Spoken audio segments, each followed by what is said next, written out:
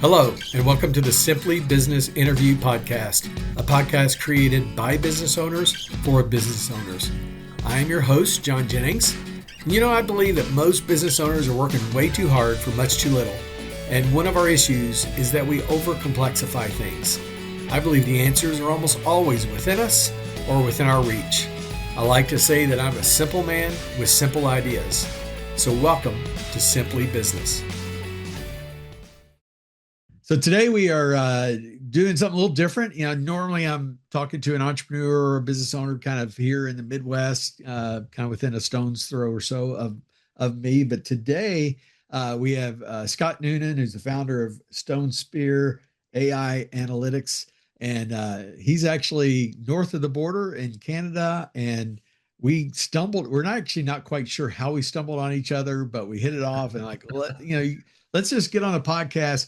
We're going to talk about AI stuff and who knows where this conversation is going to go. But Scott, first, just kind of introduce yourself. Tell us a little bit about what you do with Stone Spear. Absolutely. Well, before we get into that, let me just correct that. We did actually meet on a social networking platform. We're two actual business professionals. And I think what really drew us together is the fact that, we share the same continent, but not getting into politics, but with a lot of things that are going on in the world right now. I think one of our commonalities was the fact that, that US-Canada bond was kind of where it all started, right? But to answer your question, I'm the founder of Stone Spear AI Analytics. We're a Canadian firm. What I like to specialize in, now mind you, we can focus on a lot of different business niches, a lot of industries, and a lot of different sizes. But what I like to really support with and find a lot of enjoyment with is working with companies as they automate their business systems and get more familiar with and educated with AI applications and how that can benefit them and their business, obviously making them more profitable, getting the outreach to quality clients that they're looking for, and of course handling a lot of streamlining their business administration. So that's more or less it in a nutshell. Okay. So what inspired you to make this entrepreneurially? I know you've been an entrepreneur in other ways, but what made you say, gosh, I want to dive into this AI thing that it's like the hottest topic on the planet. It is. Well, it's two things actually. The first topic I'm not going to spend a lot of time in because it's personal. But over the past 24 months, a long-term relationship that I was engaged to with my ex surprisingly came to a grinding halt. When it involved my children and of course my mental health and masculine identity, it put me on a path where I had to make different directional choices. So we'll leave it at that. And then number two was getting into my 50s and really having a lot of experience in the business community and other sectors. It opened up my eyes to AI. It also opened up my awareness of just how a powerful tool it can be if applied correctly. And when all those different factors came to a head, I said, you know what? There's a great book called The Second Half, and basically it talks about men in their 45s to 55 age range, where you get to a point in your life where you really start evaluating your calling, your inspiration, the influence that you want to bring not only to your family, your career, and your community, but as cliche as it might sound, I was in that spot. And now, was that Halftime? Is that the book? Halftime, yeah. Yeah, I read that same book. That was a big inspiration to me starting my practice 8 years ago. So now, for all your viewers, I will say, unfortunately, the author's name slips my mind, which it really shouldn't. It's a fantastic book. Yeah, it is. And I actually met somebody that used to work with him. He passed away recently in the last few years, I believe. But it's great. It is a great book. So we were talking before we hit record. We were just talking about AI. I love AI. I play with it all the time. I use it a lot of ways. Most, professionally, I use it for content. I use it as it's almost like I bounce ideas off of it. It's like having Absolutely, yeah. somebody sitting here with me, and I, kind of toy with different things. I still love getting in. I do like the creation of content still kind of personally, but I love that idea generation part of it. It's one of my favorite things to do with it. Yeah. But uh, it also, I see kind of this whole other side too. It's very frustrating. Like it makes stuff up, AI hallucinations and things like that. And that, Mhm. you have some people who believe AI is going to be the greatest thing ever happen. Others will say it's going to be the end of the world. And some people actually, and I'm kind of one of those, believe it could be both at the same time. And we were talking about that. You had an interesting point about how massive of an impact you believe AI is going to have on the world when we look at this years from now and look back at it. Share that a little bit. Sure, absolutely. Before we started our podcast, I was making reference to Henry Ford. Uh, uh, Yeah, the history of it in a nutshell, and again, it's my opinion, but we'll get to that in a moment. Is since the beginning of the Industrial Revolution, right, like the mid to late 18th century, going into the 19th century, Henry Ford with his whole concept of a horseless carriage, right, which was his concept of creating a car. The Industrial Revolution at that point in time really mechanically became about burning fossil fuels, mechanics, and then creating cars. And if we look at just his legacy, which is an understatement, into the Industrial Revolution in the modern world, it goes without saying, right? I mean, yeah, the creation of the car was a large and a steam engine, and of course the mechanics behind all that, burning fossil fuels, revolutionized and really sprung the Industrial Revolution forward in human history, where it opened the doors for all kinds of evolution. Um, and one of the things that I look at as a middle-aged man, going back to the MTV generation of the 80s, right, is within a short period of time, within that 40-year window, we've seen the advent of computer systems not only come into our homes, but our businesses. They became a standardized method of how we do business. We're also talking about, in that period of time, the creation of the World Wide Web. Then, of course, social media sprung from that, the dot-com boom. So the way I look at it right now, realistically speaking, is that AI, if not larger than Henry Ford's influence, will definitely be comparable to it. Is that what humanity's engineering right now and creating right now, as far as AI goes, is going to be a pivotal mark in human history on this planet as we go forward. To what extent that's going to be, well, I guess time will tell. But there's no question that artificial intelligence right now, with the tech that we've created over the past 100 years, is going to be an astronomical benchmark in human history, the quality of life of humanity, and of course how big that's going to play in the tech revolution. yeah.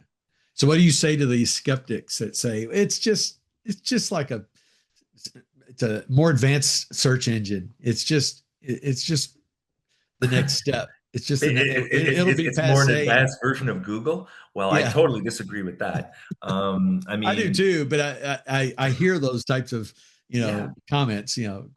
absolutely. So to answer your question, the approach that I take is that it could be both. And I really do think, now again, it's not a diplomatic answer. Some people will say, pick a side, any side, go left, go right. And I don't really think it's that specific of an answer.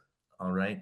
Um, I've seen AI, as you and I spoke about, using McGill University as the example, where 3D printing and IT technologies paired up with AI has actually created new inner lung cells. AI has changed medical practitioners in certain areas dramatically in a very short period of time. We're seeing artificial intelligence, from a construction standpoint, changing the agricultural map of certain parts of the world where clean water initiatives, education systems are being implemented, assisting agricultural growth, where farming has now become more of a success than it's ever been in certain parts of the planet where things have never happened before. The outreach of it, the application of it, is really kind of how I explained it to you before. You don't blame the carpenter or the tradesperson for the tool. If you're sitting there as a carpenter cutting wood or hammering nails or hanging drywall, you don't blame the tools for the mismanagement use of the person using it. I personally think it's the same thing with AI. The applications are definitely there to, as I said, revolutionize human history and, of course, change the quality of life for us on the planet. But would it be naive to say that it can't have negative applications? And I totally agree with that. Absolutely. The possibilities of it taking us into a darker realm is definitely there. But that's where we're at that pivotal moment right now, where as a species on the planet, as different government agencies start looking at it, we really need to start asking the tough questions and say, okay, where are we going to go with this over the next 5 months, let alone 5 years? Yeah, yeah. Well said. And I love the tool analogy because yeah, and we can say that about every technology. I mean, social media.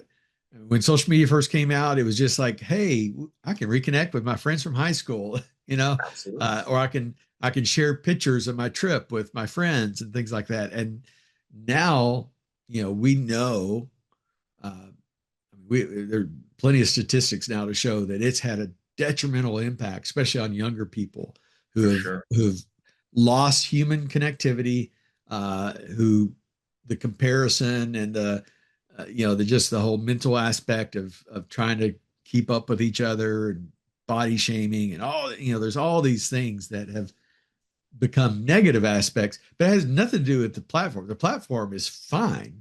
It's Exactly. it's people doing bad things with it, right? Well, I mean, one of the again, it's interesting because I was speaking to my stepdaughter about this, and it's going to be a very basic example, if you will. But we were talking about her getting her license in drunk driving. Okay. And as a young person who's only been, behind the wheel of a car for about a year, she's only got that limited experience. And when you take, people our age who've probably been driving for well over 30 years, it's not the same discussion, right? But it's, as you said, with technology, it's very much like being the operator of that car. Now, if you get behind the car and you're at a social event or you're out at the local tavern drinking with your friends and you decide, okay, you know what, I had too much to drink.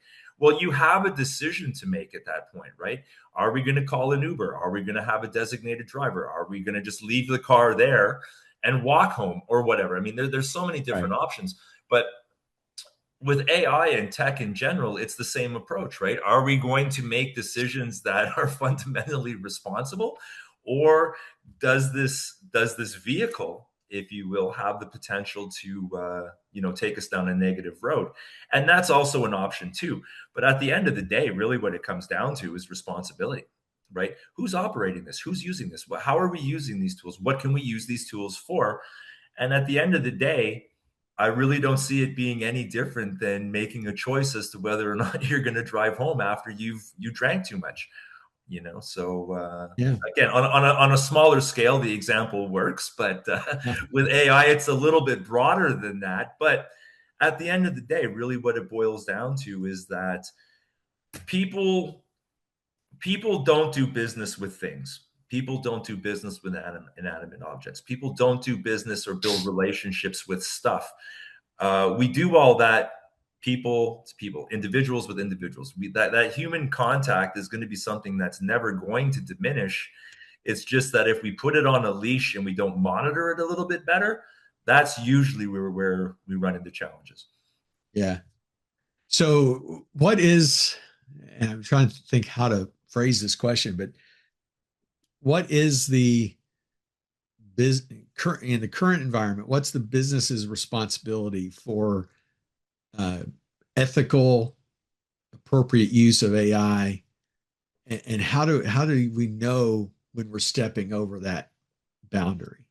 Very interesting question. I'm going to try to address it on two different levels because these are the two different levels that I really see it working. Now, I'm not going to get into the medical element of it because I've been blessed where I've had doors open up that I wasn't expecting to open up. So that's politically and through medicine. I won't get into that.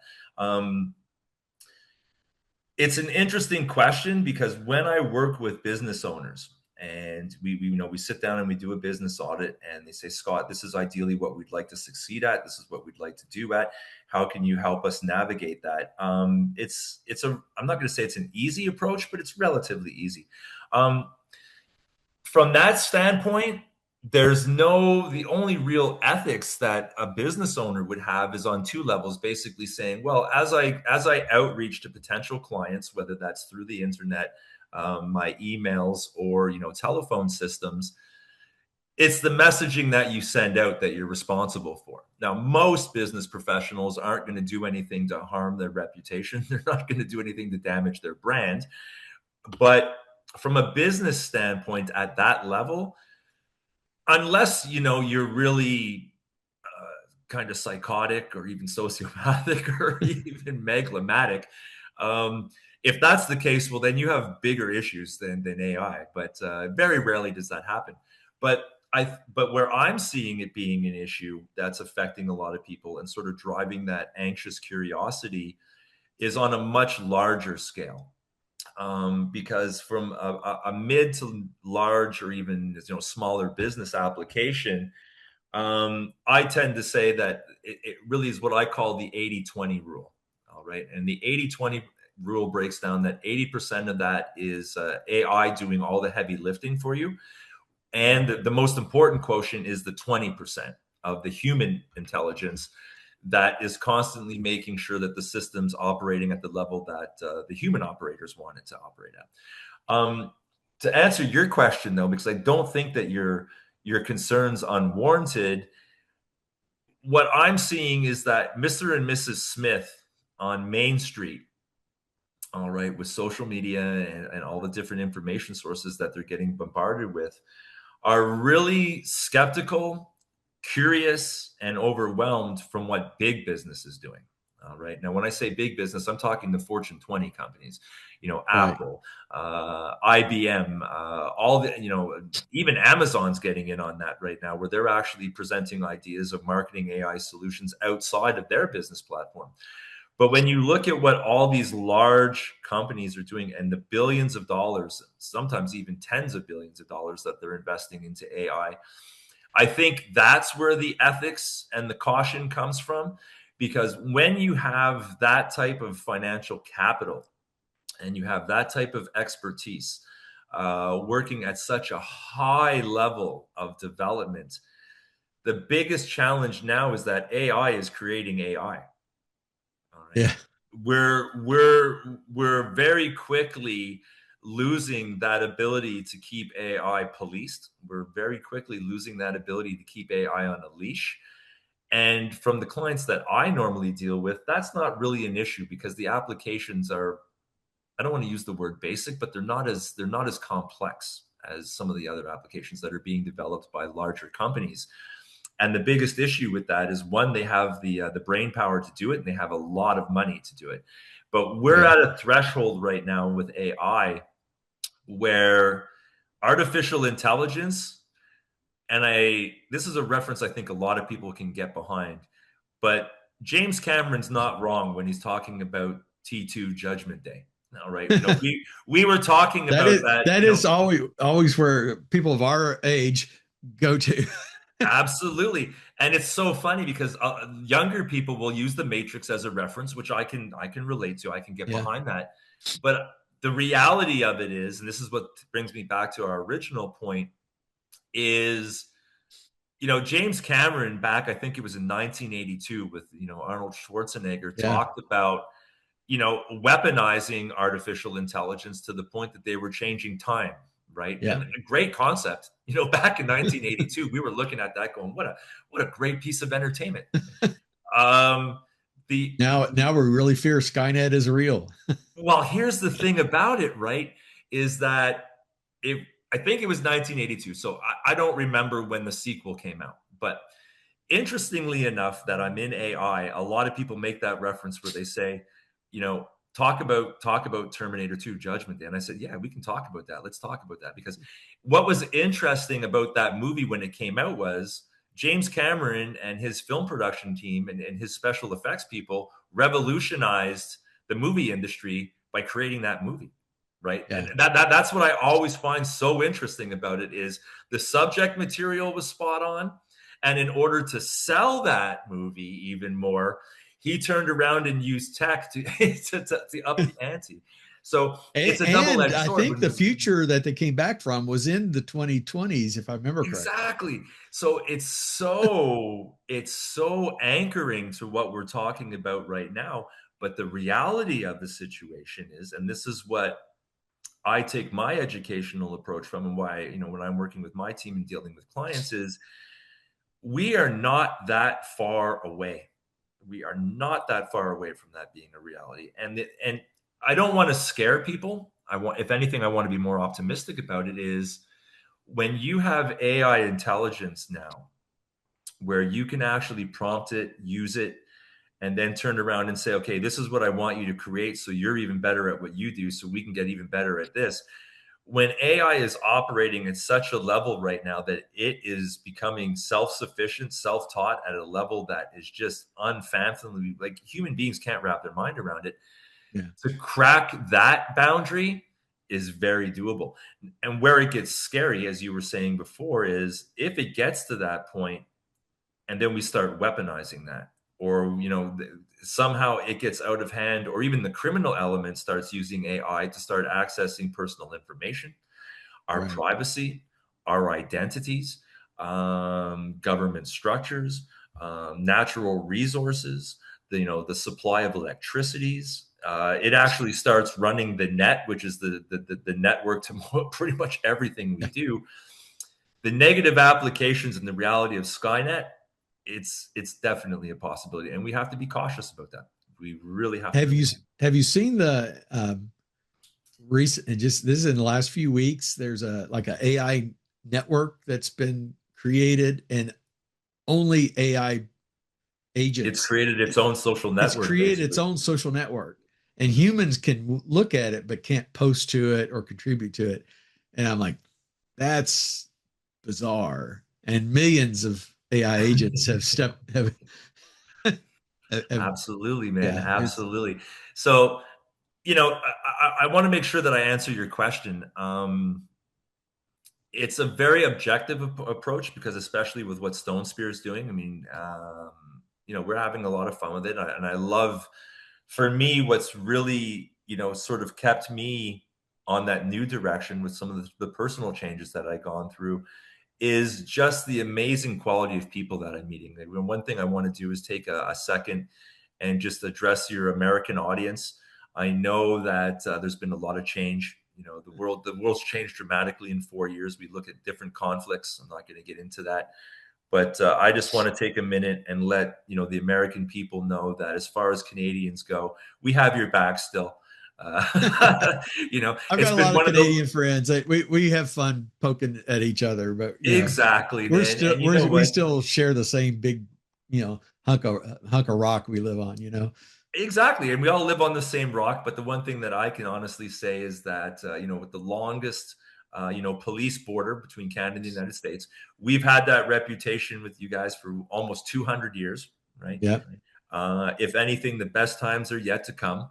So, with that being said, I mean, that's just basically it in a nutshell. It all really boils down to how are we going to use this thing? Yeah. It's number Let's one, talk we about got that a to little really bit. look at it. Let's talk about what you're doing, because I mean I do this also. I love getting these conversations, and we could talk for another hour on AI. I'm sure we'd bore every listener to death, but we'd have a good time. but also Maybe I do not. this so that people can kind of promote what they're doing, Yeah. and share ideas. So tell a little more about what you're doing at Stone Street specifically. Maybe some examples of what you've done to really transform some businesses.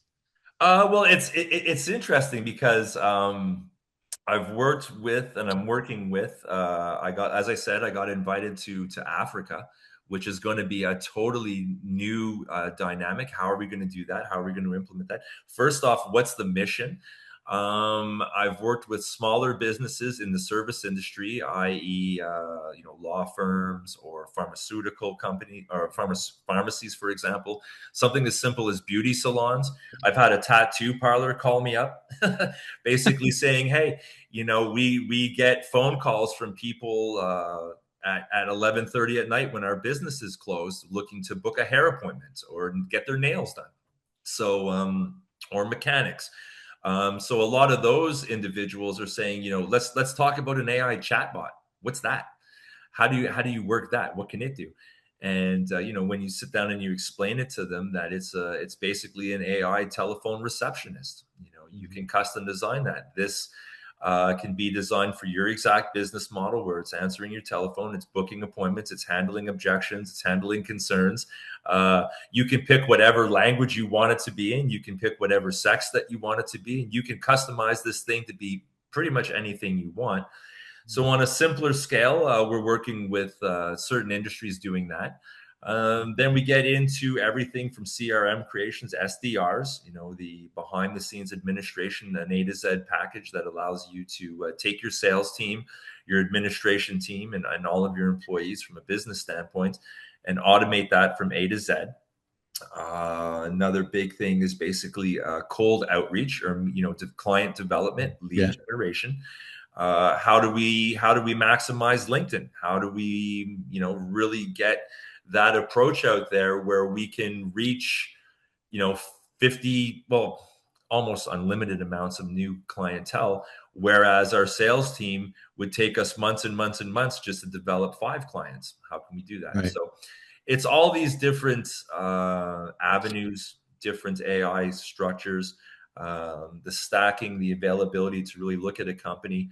And one of the things that I like doing, and I can't speak for any other organizations, is really taking that educational approach. And what I like to do is I like to break it down in phases, because sometimes you'll get a client that says, I'd love to be able to do all this, but from a consulting standpoint and from an application standpoint, we might not have the initial investment up front to do it all. And then we can stop and say, great, let's take a step-by-step process. What's step number 1? What can we look at after 90 days where you're actually seeing this thing succeed? What's phase number 2? What's phase number 3?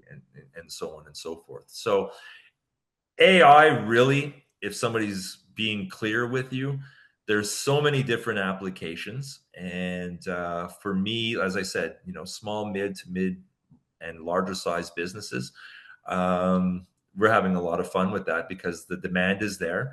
And it's also being able to work with business owners, founders, CEOs, CFOs, regardless, and really give them that educational approach so they have the confidence to evolve their business going forward. Yeah. Tell me about that. This is, when I'm coaching businesses or executives, they a lot of them get squeamish still. They're not quite, they're not. And I always encourage them to just start with easy stuff. Start with the low hanging fruit. Help. If you write a lot of emails, just help improve your email writing. Use one of the tools that does that. Start small. Don't try to jump in and use AI and put robots on your assembly line and find out it's not red. Start small and look for those little incremental things. You agree with that? You think there's a lot of low hanging fruit out there that people aren't even thinking about? I think I don't disagree with the statement, the low hanging fruit. What I would suggest, and sort of, and again, in your position, this is something you can steal from me. I hope you do. I steal regularly, so good. Well, you know what, you can rip me off. Really, what it boils down to is this. This is coming into fulfillment. This is a different area of our business from the consulting standpoint. So not only is it really sitting down and saying, okay, well, what system stacks can you use? What AI is going to get you, whether that's 3 operations or 5 operations, depending on the size of the company, right? But where I think a lot of people can find comfort, and this is one of the things that we like to do, is to turn around and say, okay, look, do you have a tech team in place in your organization that knows what they're doing? Can they develop it themselves? And a lot of companies can, where they say, hey, listen, we don't even need an outside firm to really do this, because we have the architects and the people with the experience where we can do this ourselves. Great. Not only can they build it themselves, but they can implement them themselves and they can run it themselves. Fantastic. However, there's more portions of our population that can't do that. They might have a small fraction of their employee team that understands the technology from an IT standpoint, but they either don't know how to operate it or they don't know how to build it. Right. So from that standpoint, that's where we can step in and say, well, we can help you with that. Now, what ends up happening is if we start speaking to an organization that has no AI experience with that at all, they might turn around and say, okay, great, plug and play. This is what we want to do. In a nutshell, build it, drop it into our business. We've got 5, 6, 7, 8 people, whatever, that can run it. Great. We just don't have the time to build it, or we just don't understand AI enough to do it. Mm-hmm. The next step is, okay, so there's the people the companies that know how to build it themselves, can run it themselves, fine. Yeah. They might have a small team of people that can do it, but they don't know how to build it. Great. We can consult on that and help them run it internally, or a hybrid of both. So really what it comes down to, coming back to your low-hanging fruit, is it really all just depends on who you're talking to, what their experience is, what type of talent or employee base that they have to support them in their business, and how much of the understanding do you have. So when you take those two questions and really get to the middle ground where the answer is, well, then you work from there. Right? Yeah. Because for Right. some individuals, low hanging fruit means they have way more advanced knowledge and experience in application than, as I said, Mr. and Mrs. Smith on the street. So it really starts for us putting everybody on an equal playing field. Well, you know what? It's kind of like working with a high school sports team. You get your tryouts and the kids come up, whether it's soccer, football, whatever. Right. And what ends up happening is you get all these high school athletes, that want to compete, that want to be a part of this team. But as the coach, you have to stop and say, okay, well, I've got all these different levels of experience. I've got all these different levels of physical health. Some of these people are going to be my front line. Some of these people are going to be sitting on the bench. Some of these people I'm going to be subbing in, right? So it's the same thing with business models, is that you really have to evaluate the experience. And then once you know how you can build that structured team, you start working from Yeah. Very good. So what's next for Stone Spear? Where do you see this going? that. Wow. To be perfectly honest with you, we're going to keep building our client roster. We generally have fun doing that. I really do love seeing different size companies succeed. I really love seeing them get confident working with us. That I don't think is going to change. Obviously we're going to keep the basics the basics. I love working with people. I've always been a people person, as you and I talked about before we started recording. We have a lot of things in common. Besides the hairstyle. Yeah, besides the hair, well, and but hey, it works for us. Yeah. But you know what? To really answer your question, it's a great question. I really don't know. Last 2 weeks ago, my 7-year-old son and I, we sat here locally at the Liberal Member of Parliament meeting, and we were just citizens. We were just a father and a son. Taking a look at what's going on in the world, what's happening in Canada. You know, Yeah. the essentials that I say this quite often. No matter what culture you come from, no matter what country you come from, we all have the same common interests. We want to see our families do well. We want to have a quality of life that gives us a sense of enjoyment, where we can travel the world and vacation every now and then. We want to see our kids grow up in a world hopefully bigger and better and more productive than how we're leaving it. And I'm just like every other guy, man. I get up in the morning, I work out, I eat, I try to eat well. We're getting a little older, so you got to do what you can. But what does that mean as far as the company goes? I really don't know, man, because to be honest with you, to be invited into the political platform is exciting. I love it. I think it's a great opportunity to really talk about what humanity is changing into. To really get into a philanthropy where we can help other people, change the quality of their life. That's fantastic. But no, I want to build a business, I think, just like everybody else, that I can be proud of, that my kids can be Yeah. proud of. And, it's a business that I don't necessarily want to be, financially successful at. Of course, that's definitely a driving factor. But I think for me, what's in it for Stone Spear going forward is I want to build a company that Canadians can be proud of. I want to build a company that really taps into our culture, helping business communities here in our own backyard. But I want to build. I want to be able to take our experience and our business model and really spread it around the world if we can, and really start educating people and changing their quality of lives too if we get the opportunity. Yeah. Very cool. And I know we didn't even talk. I know we share so much. You're a man of faith as I am, and Oh you're yeah. you're wanting to change the world and doing stuff in Africa, and I've been involved with some of that kind of stuff as well. I mean, we could talk for days, but I'm hoping this is the beginning of a long distance friendship where we get to have more of these conversations. I appreciate. Absolutely. I Well, you know appreciate what, you John? I bringing. just wanted to thank you. Okay. And then I'll let you wrap up because it is your podcast after all. But no, listen, you have nothing to worry about on that front. I had a great time meeting with you. I think the work that you've done, I've done the research on it. I know for a fact that your influence is changing people's lives too. I can definitely get behind that. And yeah, if there's anything that I can do to support you, your viewers, your clientele, I would love to step into that realm with you. And yeah, I think what's really driving our bond is we have a lot of things in common. So Yeah. I We think certainly that's the do. basis for a really solid friendship. So absolutely, let's stay in touch. Yeah. And if people want to get in touch with you, what's the best way? Well, basically, come at us through the website, stonespearaianalytics.com. Everything that we do is free as far as the consult goes. When we sit down and do the audit and really take a look at your business, then we'll take it one step at a time. But there's a lot of moving parts, and just to wrap up, if I can say this to your viewers and encourage people,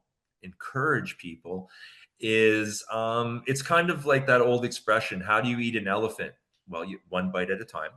Yeah. And one thing that I challenge people, and I've done this my whole career, is, I think a lot of people make the mistake of thinking that knowledge is power.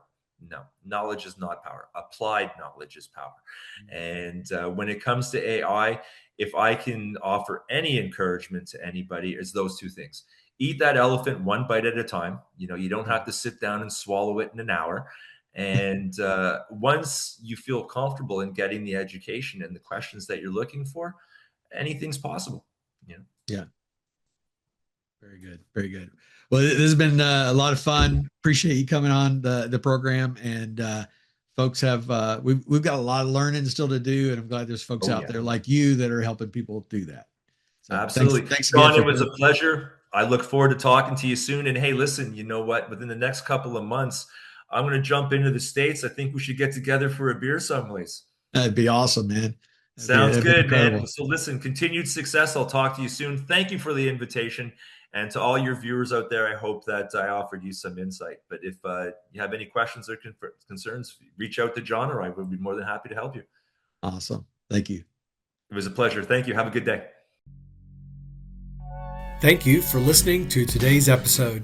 If you liked it, please share or like it on whatever platform you use. You can find me on social media. On most platforms, I'm John K. Jennings. My first book is also available. Your Baby is Ugly tells you about 10 truths that business owners need to hear, but often won't, and how to overcome them. You can find it on Amazon. Just search for Your Baby is Ugly. And be watching for our next episode, where I'll interview another business owner who will share their stories and insights into what it's like to create a great business.